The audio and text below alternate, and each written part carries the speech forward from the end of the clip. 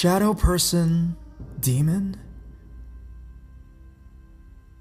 I'm not really good at writing stories, so I hope this isn't too jumbled, and I apologize in advance. Hi.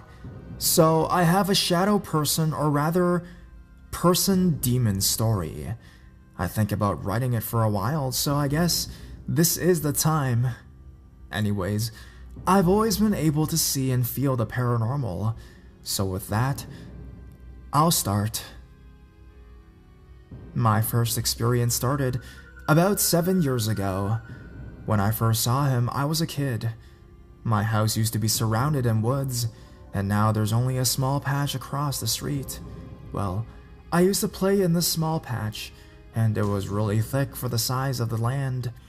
It was covered in vines and thick brush and trees. I would often see this black man with red eyes. He was at least 6 feet tall. He would push me and my friends out of trees and pull branches back to hit us with. Many times, those branches had thorns wrapped in them, so my face and my body would have scratches all over and bruises all over. The older I got, the more the woods seemed to have a dark feeling, and I would see this man staring at me.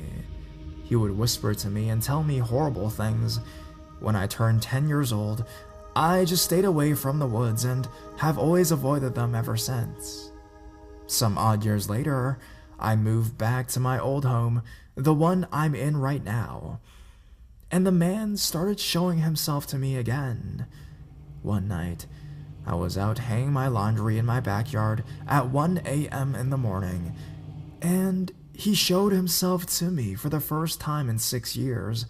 I was scared shitless and ran back into my house. I didn't understand and thought I had a stalker and ran into my dad's room to tell him about the man in the backyard. My dad immediately jumped out of bed and went to check and found nothing. For the longest time, I thought it was a real person and he was just covered by the night. The next time I saw him, however, I was taking my dog out for a bathroom break, and he was standing in the entrance of the woods. He would just watch me, and I ran back into the house, forgetting about my dog to go tell my dad. When my dad walked outside with me, we found the dog in the woods for some reason. I've been having nightmares with him in my dreams, and it felt so real. I would wake up crying. I've woken up with 3 scratches on the bottom of my foot, bruises, even bite marks, and red dots. I even saw him 2 days ago. I had my pillow over my head because I was asleep, and for some reason, I shot up out of bed and see him at the end of my bed, watching me again. Then, he faded away, and that's the last time I've seen him so far. If anyone can give me advice on what to do, I really need help.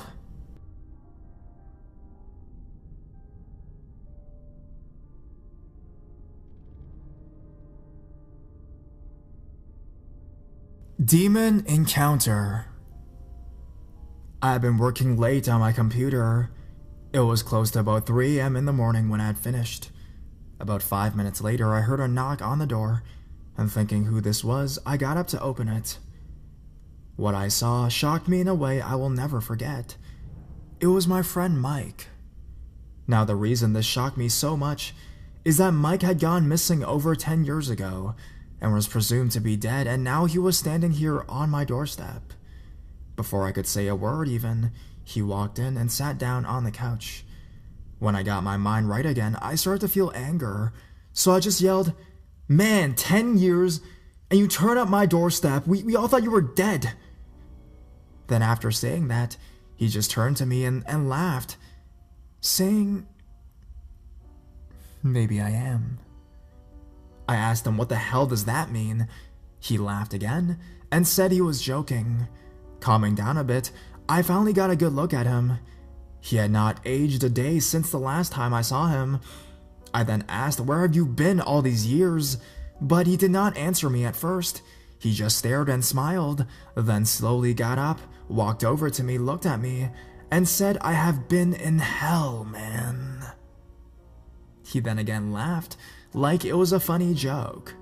After that, He started to walk back into the lounge room, so I grabbed him on the shoulder, and my hand burned like it was touching a hot plate.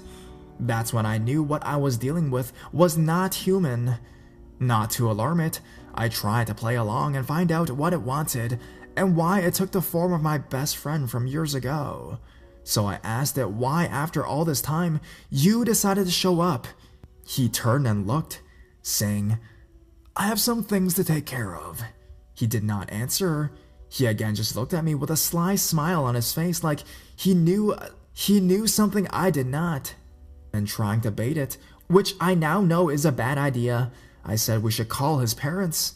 He just turned calmly and said, "If you try, I'll kill you where you stand."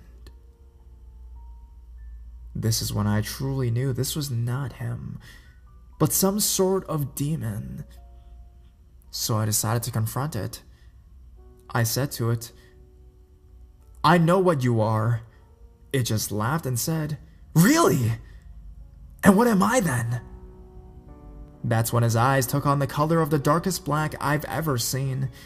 He walked over to me, grabbed me by the throat, and picked me up like I was a 2-year-old child, and threw me into the chair behind me.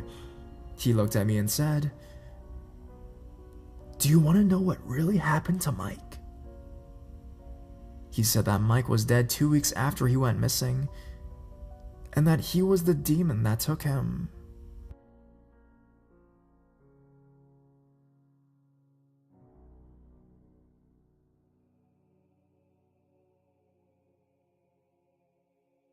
Ghost story. Well, I used to live in a small town called Everett, Washington, in an apartment named North Creek, and there's this huge plot of woods. My apartment was on the B building bottom floor, and I slept in the living room. There was this tiny window that overlooked the woods, and it's always creeped me out. And while everyone knew that it was haunted, we still went airsofting one day. I was dressed that day in full Vietnam-era tiger stripe camo head to toe, in the era's military gear and rifle, and I was sitting in a thick bush with a camo face paint. I was completely hidden, but there was this girl, she must have been around 23-ish, crossed through the creek, when she turns her head towards me and says, "You shouldn't be here." And me being startled, just sit there and staring back at her. She just walks deeper into the woods, so I just wait to ambush my friends. Fast forward a couple weeks later, I walked to Mariner High School, where I graduated almost 2 years, well actually a year and a half ago, to meet my then girlfriend, let's call her Ash, for her band concert. But when I looked across the street to a fenced off pond with an island in the middle, I swear to God I see the same girl on the island. I panic, but didn't tell Ash about it. Now, let's flash forward to near the beginning of summer, and my best friend, will call him Joseph. So let me tell you, Joseph and me are not small. He's 6'1" and I'm 5'11". But that evening, we were walking through the woods again with my combat machete, and it was getting dark outside, so we started to walk back to my apartment, and we reached the street. That's when I realized my wallet had fallen out when we sat down, so I made the mistake of going back myself into the woods to look for it. It's already dark outside, but I eventually found my wallet because it was bright green, and I'm walking back to the road in my apartment when I hear walking to the south of me. And of course, I look to see who was there, and it was the same girl in the same clothes for the past couple months, and I thought she was a junkie. So worried about the little kids around, I unholstered my machete and started to yell at her to get the fuck out of here and never come back again. She just stood there 30 feet away staring at me. I walked forward about 10 feet towards her. She just turned to the west and walked behind a tree that's about 3 feet thick. So I'm waiting for her to appear on the other side of it, when all of a sudden, I swear to God I'm not lying, a very tall, must have been 7 to 8 foot tall human wolf hybrid, standing on 2 legs, appeared, and I booked it out of there. Joseph saw me and was like, "What the hell's wrong?"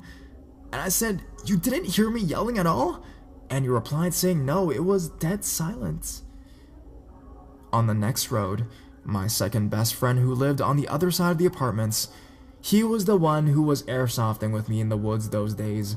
We shall call him Jay. But his little sister and him went to Minnesota for the summer, so I completely forgot about the woods. Then, around July or August, they come home, and he gets his blonde girl, Heaven, and 2 black guys to go airsofting in those woods again. A couple hours pass, and I was there with them. We run out of ammo, and Heaven was the ammo depot, so Jay and me are walking back to her on the trail that leads back from the creek when I hear someone walking behind us. It was to the left of us in the thick bushes, so I assumed it was just some teenager sneaking into the woods to have sex or something, so I pay no mind to it. But then it stopped. But also, the birds and the bugs stopped making noises as well. And we were walking past what I think is cattails because it was like a foot taller than us and was a brownish color, and I'm not even like 15 inches from it when we hear something that will haunt me to this day. About 1 foot away from us, we hear at that moment a stereotypical witch's cackle, like the ones you hear on Halloween, but it was just so loud it shut me and Jay up and stopped us dead in our tracks.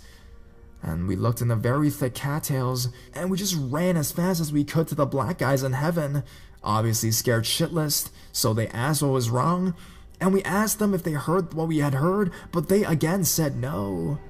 We decided it was time to call it a day, and a couple days later, Joseph and I talked to this Vietnam vet who was also a Native American who lived at the apartments when he said it sounded like a Native American demon who protects basically graveyards or mass graves.